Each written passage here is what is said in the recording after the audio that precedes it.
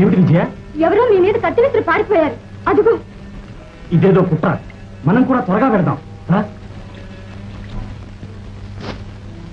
ఇదిగో నీ బహుమానం.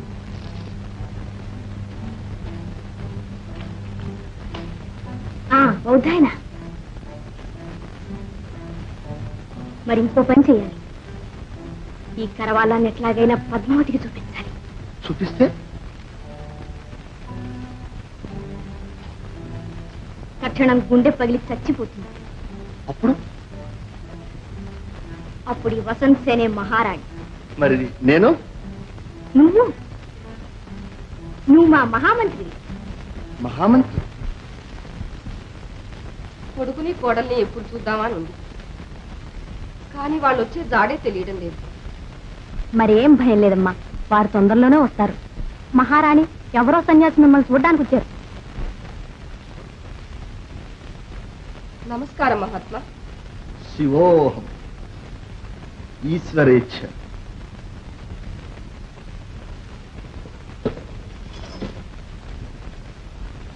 మహారాణి, చెప్పక తప్పింది కాదు, ప్రశాంతంగా వినాలి. స్వామి, శుభవార్తే కదా? విధికి శుభం అశుభం అనే భేదం లేదు. సుఖ దుఃఖాల కలయికే ఈ జీవితం. ఏదొచ్చినా అనుభవించాలి. రుణానుబంధు రూపేణ పశుపత్ని సుతాలయ.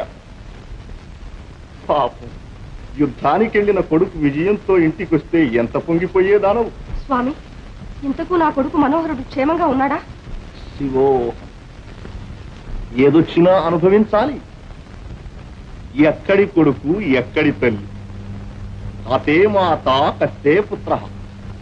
మాయ తల్లి, ఇదంతా మాయ. అసలు విషయం చెప్పండి స్వామి. శివోహం. ఆ కథంతా ఈ కరవాలమే చెబుతుంది. నీ కుమారుడు వీరస్వర్గం అలంకరించాడు. ఇదిగో వచ్చానమ్మా. అమ్మా, అమ్మా.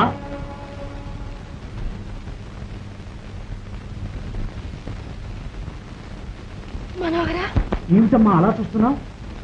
ఏం జరిగింది? ఎవరి సన్యాసి? ఓ, నా కరవాలం.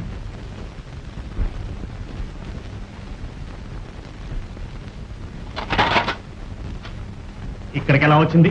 మనోహరా, వీరే ఈ కత్తి చూపి నీ మీద ఏమేమో అనరాని మాటలు అన్నారు. ద్రోహి. ఎవరా నువ్వు? పశువా? బౌద్ధాయనుడు. ఇదో పనాగమా? మనోహరుడి ఖడ్గం అపహరించి మహారాణికి చూపిస్తే ఆమె మరణిస్తుంది. మంచి ఎత్తే. చెప్పు, ఏమిటి వేషం? ఎవరు పంపించారు నిన్ను? మనోహర, ఏమిటిది? చెప్పు. నాయనా, శాంతించు, అతన్ని మన్నించు. వీణ, రాజప్రియ, కారాగారంలో కట్టిపడేయించు. వదలండి, నన్ను వదలండి. ఇదంతా చేసింది ఆ వసంతసేన. వసంతసేన? మనోహరా, ఆగు. ఎక్కడికి? నీ శపథం నెరవేర్చిన ఇంకా ఏమిటమ్మా? ముందా కత్తి వరలో ఉంచు.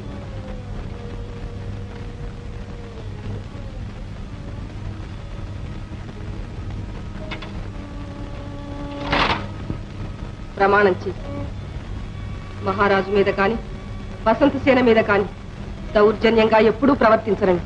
అమ్మా, నీ తల్లి సాక్షిగా ప్రమాణం చేయి. మహారాజుకెన్నడూ అపకారం చేయనమ్మా. కాదు, వసంతసేనకు కూడా అపకారం చేయకూడదు. వసంతసేన చండాలిని. దాన్ని క్షమించడమా? అసంభవం, అసాధ్యం.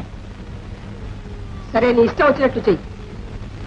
తల్లి మాట లక్ష్య పెట్టని తనయుడని నిన్ను, కన్న కొడుకులు కట్టడిలో ఉంచలేని తల్లి అని నన్ను చూసి లోకమంతా నవ్వని. అమ్మా,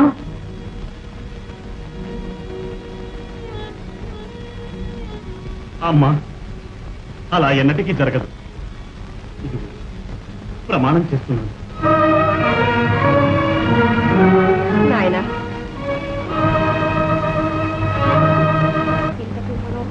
చావనే లేదమ్మా. ఆ మనోహరుడు చావు అబద్ధం, వీరి చావు నిజమూ అయింది. రేపు ఉదయమే దర్బార్లో విచారిస్తారట. విచారణ ఎంతవరకు వస్తే ఇది పూర్తయినట్టు. వాడు ఉట్టి పిరికి పన్న మన పందాగం అంతా దర్బార్లో బయట పెట్టేస్తాడు. చెప్తారా?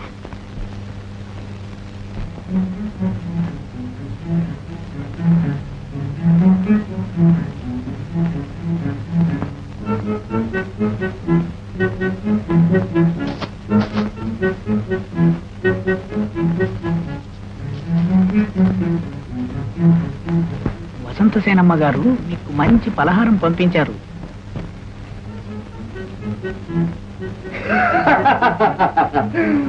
భగవంతుడి వాళ్ళనుకుంటే బందికానాలో ఉంటే తలుపులు బద్దలు బట్టి మరీ తెచ్చిస్తారు.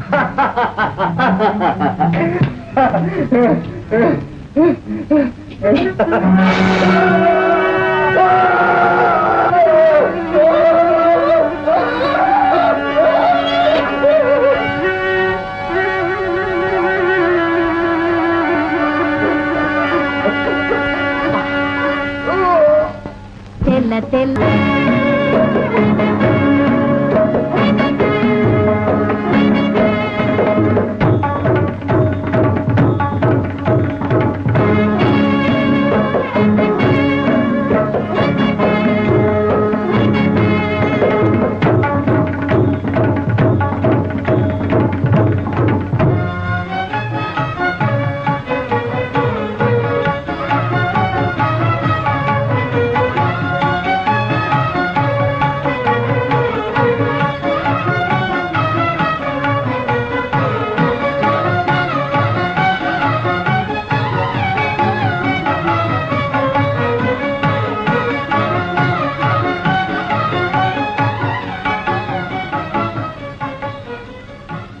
అమ్మా, అత్తయ్య,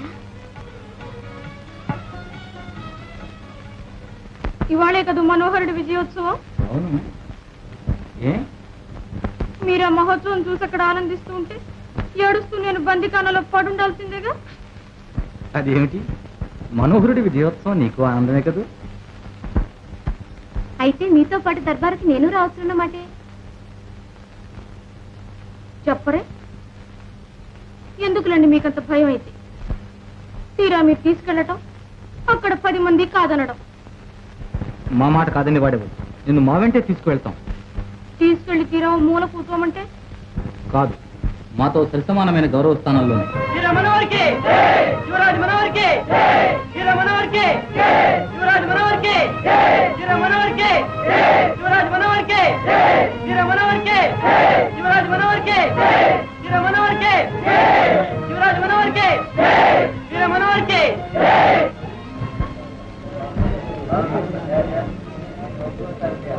ఈ వజ్రసింహాసనం మీద వసంతసేన మహారాజుకు మతిపోయింది.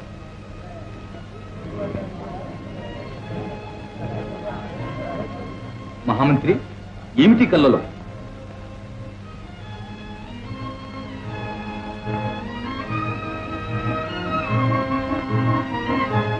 ఏమిటి మహామంత్రి?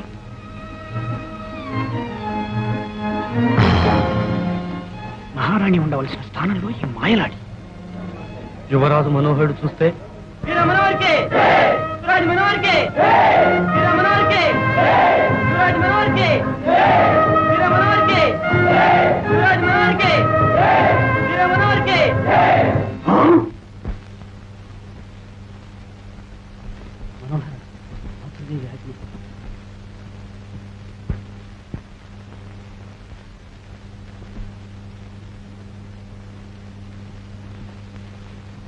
జ్ఞాపకం ఉందా నాయన? ఈ పుష్పమాలికను విజయశాలివై వచ్చినప్పుడు అలంకరించమన్నావు కదూ? విజయమాలిక నీకెంతున్నా? అమ్మగారి ఆజ్ఞ. అవును మనోహర.